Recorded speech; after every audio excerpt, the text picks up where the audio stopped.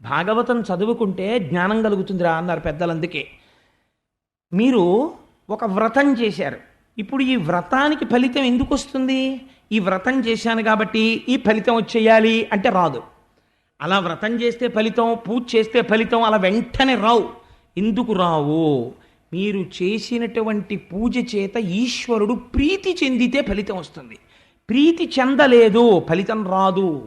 ఎందుకు రాదో తెలుసా అండి? మీకు ఒక రహస్యం చెప్పేస్తాను. మీరు కామ్యంతో ఒక వ్రతం చేసేటప్పుడు ఆవలించారనుకోండి, పోతుంది అక్కడతో. ఎప్పుడు ఆవలించారో అక్కడతో ఆ పూజ పూర్తి చేసినట్టు గీత కొట్టేస్తారు. నవరంధ్రాల్లోంచి ధర్మశాస్త్రంలో గాలి బయటికి వెడితే అక్కడతో పూజ అయిపోయింది.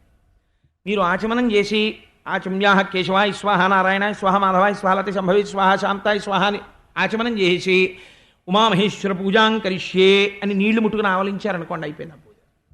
మళ్ళీ స్నానం చేసి వచ్చి మళ్ళీ పూజ చేయాలి. కాబట్టి కనీసం కుడి చెవి మీద కుడి చెయ్యి వేసుకుని మళ్ళీ పూజ చేయాలి. స్నానం చేసినటువంటి ఫలితం. ఎంతమందిని చేస్తున్నాం అలాగా?